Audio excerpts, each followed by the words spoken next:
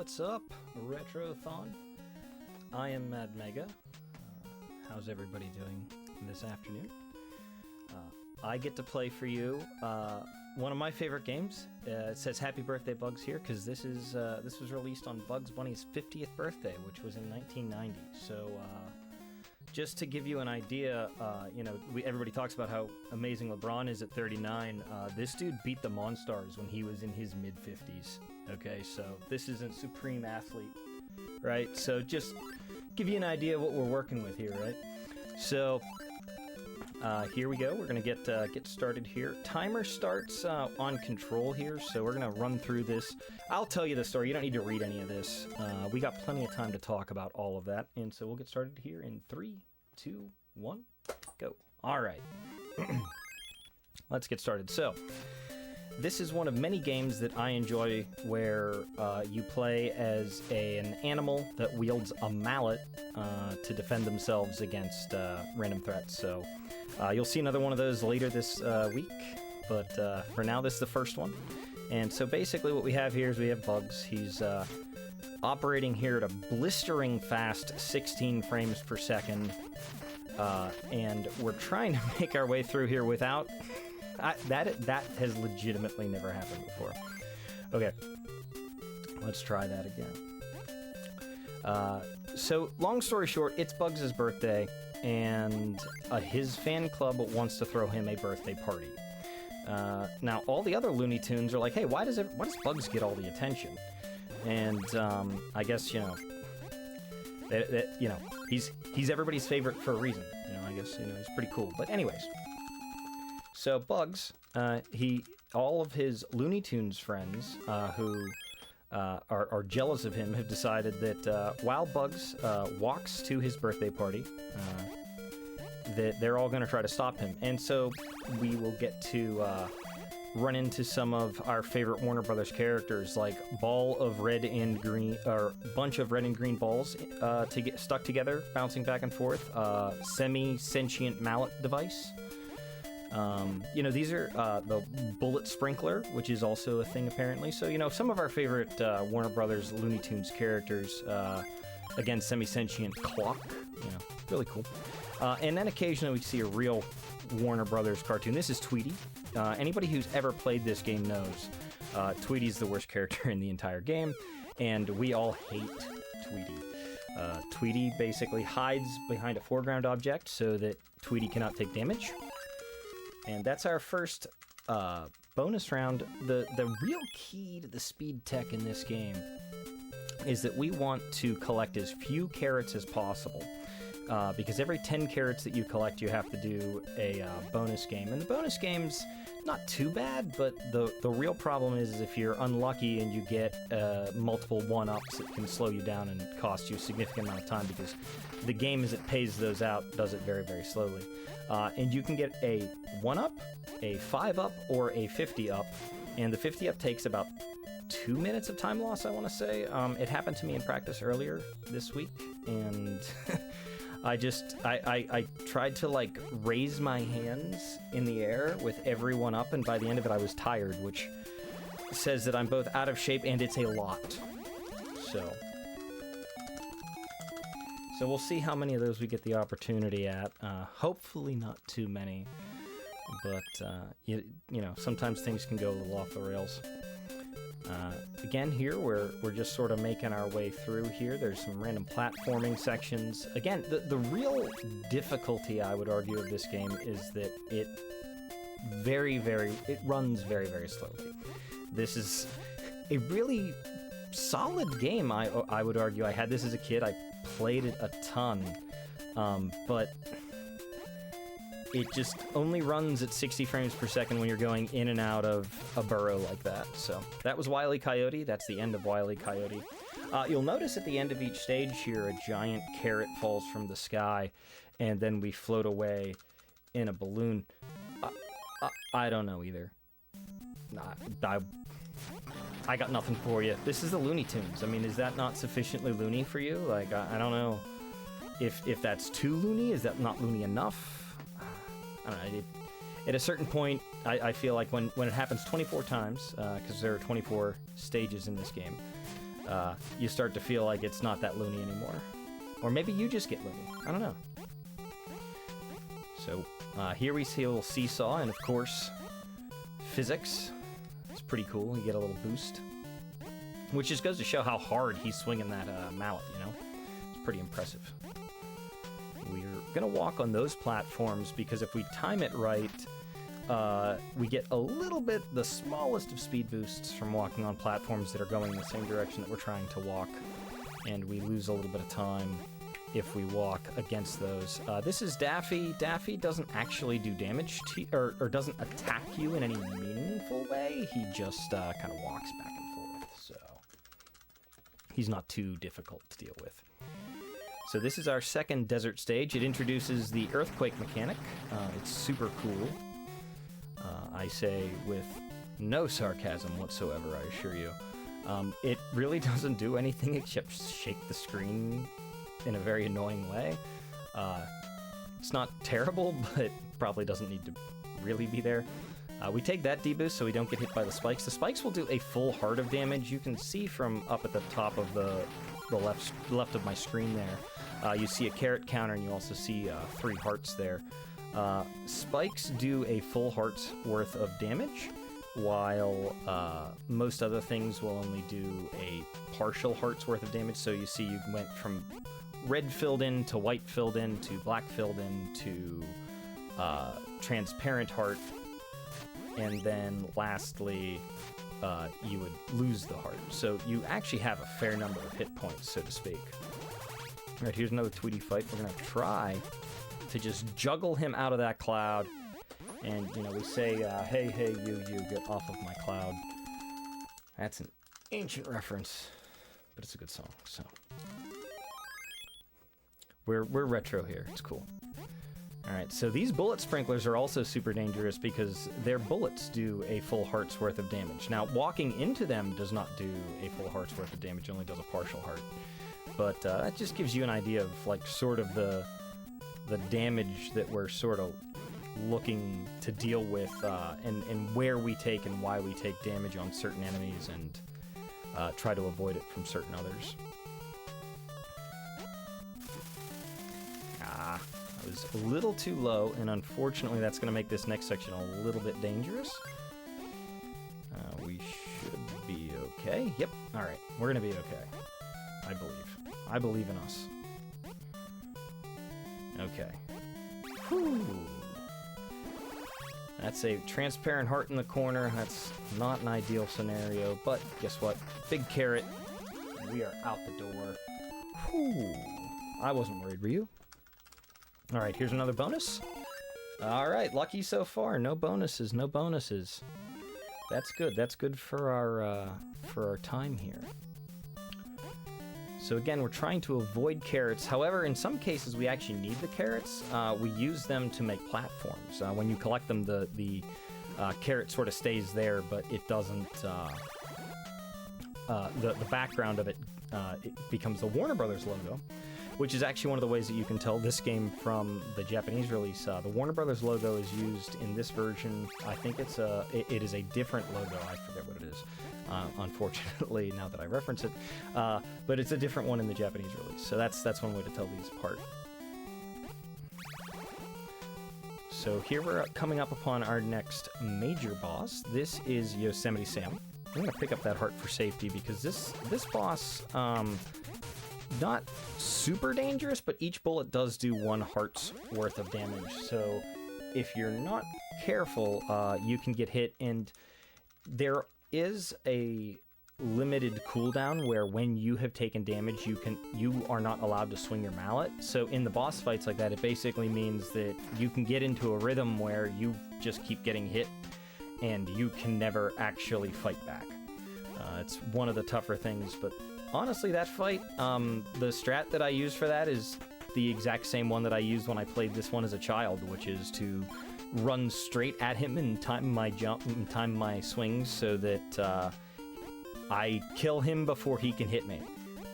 It's a time-honored strategy. It works for me. It's worked for me since I was about 6 or 8 years old in this game, so we're gonna be very careful here because we got a little off cycle. And those fireballs, which are kind of weird, they just sort of float around, whatever. If you kill one of them, they'll drop a heart, and that's one way that you can refill your health beyond the big heart pickup. Here's another Daffy. Let's say bye to Daffy. Ba-da-ba-ba-ba. Alright, we should be... Oh, no, not this time. At the end of this stage, we should get another bonus stage. So we ride that cheese ball very briefly. And we're going to take a little bit of damage here just so that as we kind of walk through here, we sort of can just tank all of this as long as we don't fall into the lava. So that's the real key here, is to just, you know, the floor is lava, don't step on the floor. We're gonna try to kill both those guys just because it's kind of funny, because you can. This game also has a fair number of single frame jumps, by which I mean where you can walk off of a ledge, and for the frame after you have walked off of the ledge and are no longer in contact with it, before Bugs fully falls, you can jump. And luckily for us, as I said earlier, the game runs at about 16 frames per second, so that's not as impressive as it is in something that's running at 60 frames per second. But that was famous Nimrod Elmer Fudd. If you've ever seen... Oh, there's a 1-up. Alright, there's our first 1-up of the game. So that opening there is very specific in how I'm trying to do it, because I'm trying to kill that first mallet while also taking damage from the falling cheese ball, specifically because then it times all of this out so that as I run through here, I'm taking damage that I want to be taking and not taking damage by any of this lava, because again, as I said, the lava does a full heart's worth of damage, and we're trying very much to avoid losing a whole heart. We really don't mind losing partial hearts. That doesn't really concern us, and that was pretty poor movement there to collect 2 carrots we really probably didn't need, but that's okay. That frog helped us out a little bit, made this platforming section a lot easier for us. So thank you to that mean little red frog. They are actually kind of mean enemies. They take a lot of damage before they die. So that's one case where because you approached him I approached him fast enough. Oh, 1 away! Oh, look at this! Look at how close this was. 11. I hit the 12. Oh, we were so close, everybody, and that's a true 5 in a row. Oh, I am so sorry, everyone. That would have been epic. Like, I might have had to step away. Like, it would have been a little too much for me. Oh, we were so close. Oh, we were so close.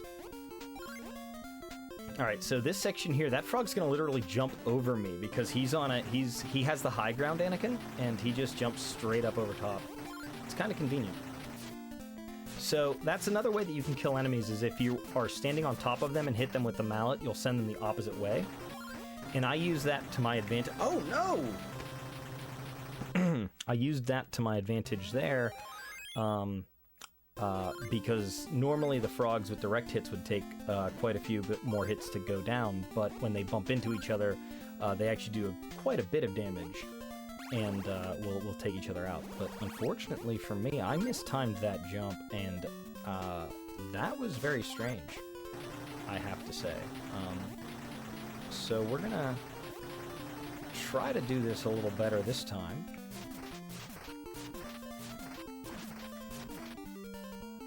Just walk through here. Yeah, I don't know what, like, literally, that's a timing thing. I could do that part blindfolded. That is like, I'm just sort of reacting to, or not even reacting, I'm just sort of, like, pressing the buttons in a predetermined way, so.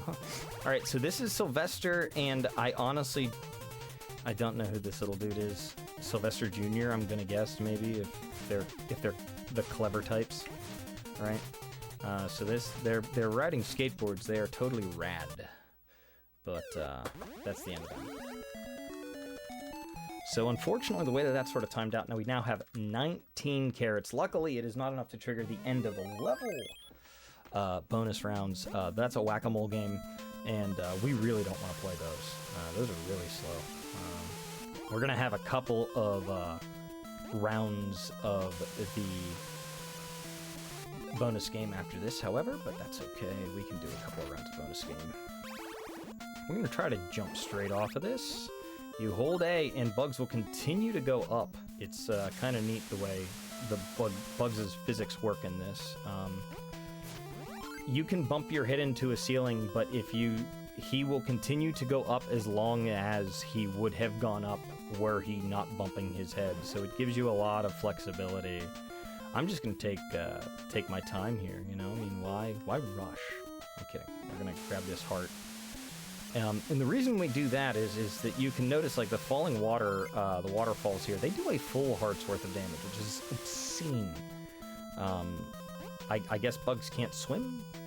See, that doesn't jive with my memory. Like, I feel like bugs can swim, but I don't know. Anyways. Okay, we didn't jump all the way up there. Make our way through here. Another Daffy. We don't really worry about Daffy.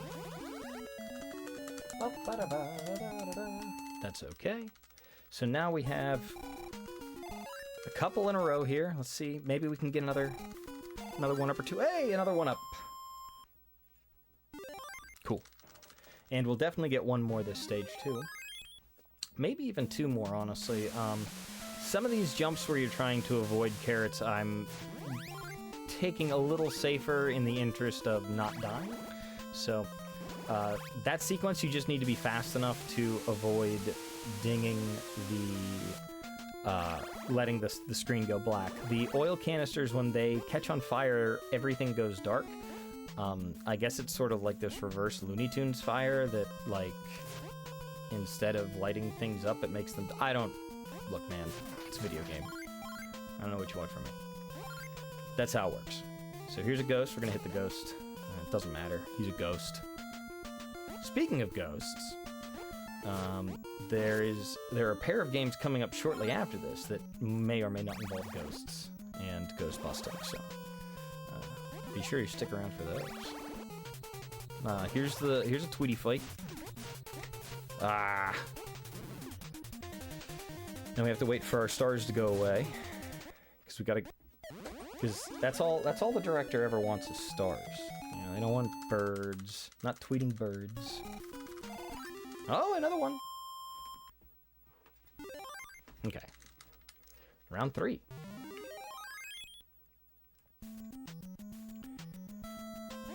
So let me think here. So this game came out in 1990. So Bugs was 50 in 1990, which means then that, is that 34 years later? So Bugs is 84. So happy birthday to Bugs.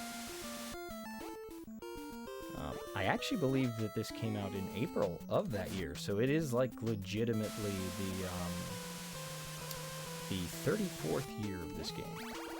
So that's pretty cool. So again, we're just sort of making our way through. This stage, actually, I do have to say, has some of my favorite music in the game. I think the music's pretty fun to listen to.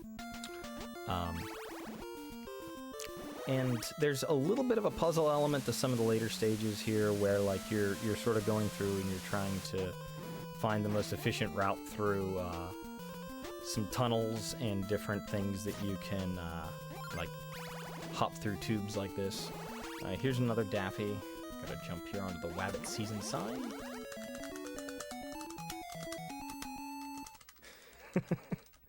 Oh, just missed it with 9 right there.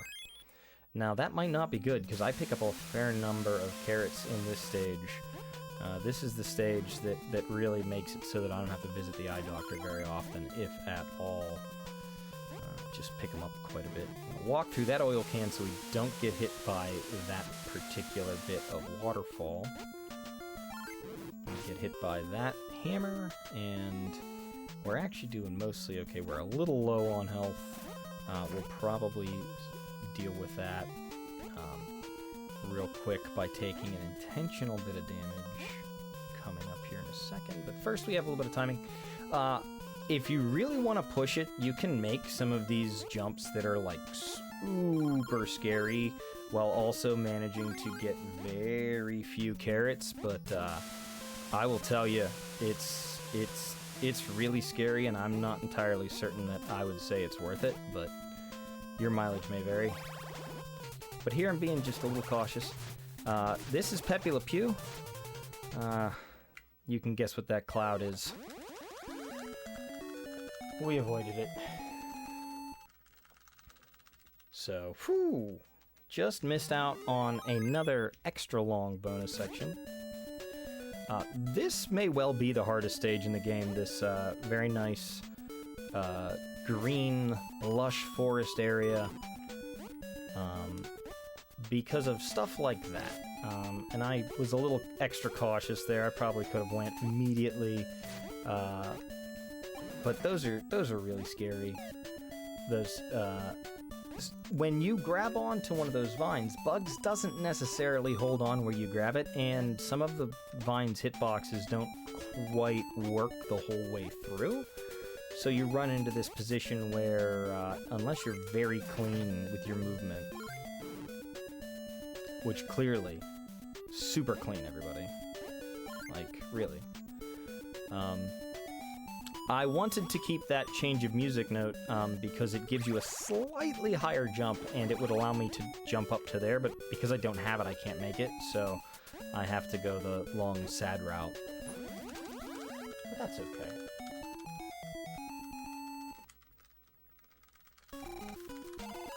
Alright, nothing, no dice, no dice. What do we got? What do we got? No. See, that 2, 6, and 21 were all in a row there, but that doesn't really count because that isn't part of the acceptable diagonal. But that's okay.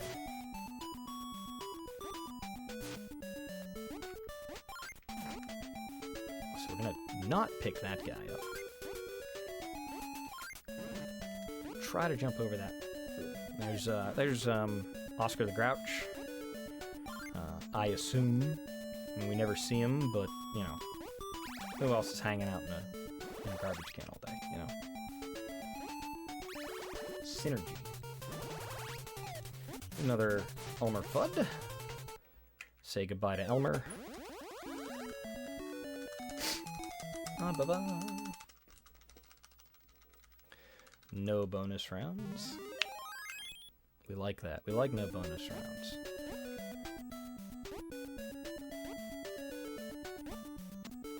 Oh, we're just gonna take the hit, that's fine. Oof. Now, that is not what we would call ideal. Okay, now, if things go well here, we'll be able to jump, and he'll slide all the way down there. Whew, okay. Yep, see? See why I don't like those vines? So, nothing's really solid anymore.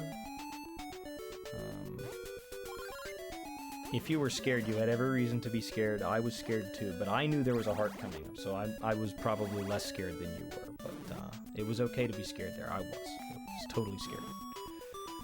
Took a little bit of extra damage that I didn't really want to take. Not the end of the world. You can go through there a little faster by not running on the exploding blocks, but it's a lot more dangerous. And so we'll take it a little safer here. And also, it's fun to see the blocks explode when you change screens and stuff, so... Oh! I'm, like, so close almost every time. Alright, now we climb this little mountain here. Oh, hello.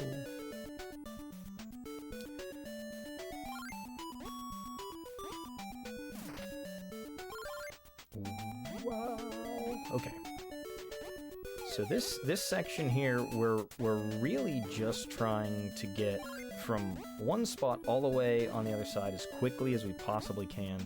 There's really not a lot of danger here per se. This is a gimmick boss, actually. So you can go down there and I say this is a gimmick boss. You can go down there and you can beat Foghorn Leghorn with your mallet until you're blue in the face. But it ain't gonna do nothing. You gotta go up there and you gotta hit the little chickadee fella. And then when he goes out, so then too does Foghorn Leghorn, and you can go about your day. And now that takes us into the final set of 4 stages. This is, I guess, like a spooky haunted house sort of deal. It's pretty cool. Like, they've got that cool background with that fire effect going on with those. These are, I don't know what these are, but they fall down and they're kind of annoying. Not supposed to be up here. That's okay. Fall down intentionally.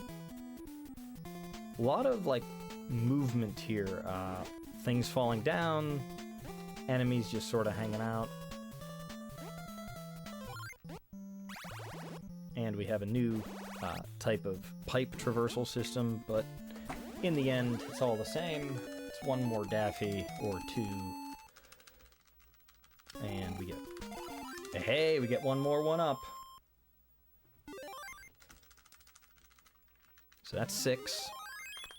That's not too bad. Plus I died once, so I think, so that means 7. So we got 4 1-ups. That's not too bad, honestly. It's way too many. That would have killed a PB attempt, but that's fine. That's pretty cool. Plenty of room for me in the event that things go terribly wrong here in the last couple of stages, which, you know, they are wont to do. It's not the final stage for no reason. It's definitely a non-trivial set of stages here at the end.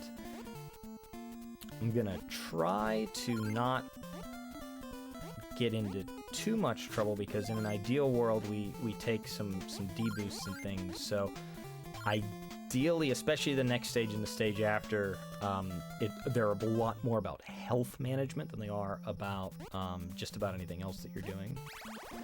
So this is the final Elmer, and that's the end of Elmer Fudd. Say goodbye to Elmer Fudd.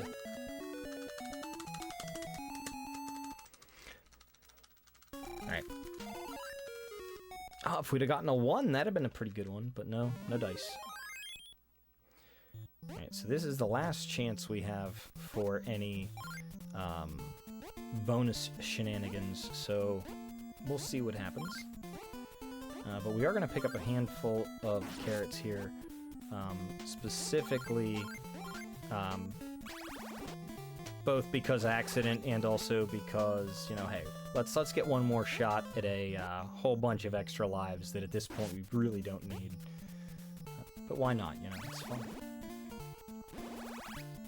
We're going to, in this stage, again, this stage is very much about trying to manage how much damage you take and when and where, so that you can sort of maximize the places where it's best to take it.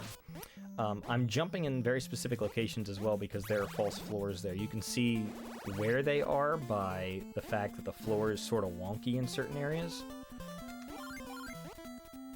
And basically I'm jumping over that. So like right here, you can see that portion of the floor does not match up here that I'm at. So it's just a thing to be concerned about. So like right here, and then specifically that spring right there will just dunk you right through and to the bottom. We have one more carrot. This is the last carrot that we will collect, I can promise you. Well, the last small carrot. Now we have one more big carrot to get. One more big carrot to get, but all right, let's see.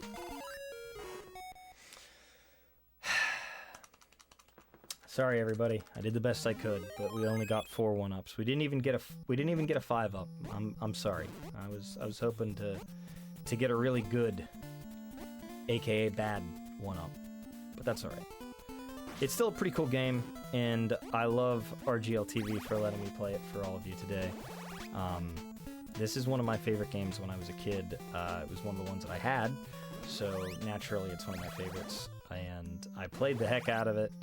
And in all honesty, the changes that from how I played it as a kid to now are really much more about avoiding carrots than almost anything else. I basically play it the same way I did before, maybe a little less fearfully, maybe a little more aggressively, but the basic feel, this maybe more than almost any other speedrun that I've learned, feels like a game that I'm just sort of playing it like I was when I was a kid.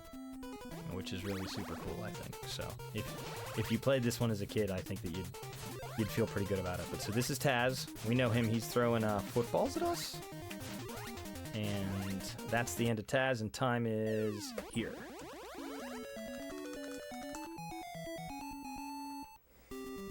So after all of that, Bugs is finally at his party. He enters, and he farts. He's greeted with thunderous cheers and applause from all his loving friends.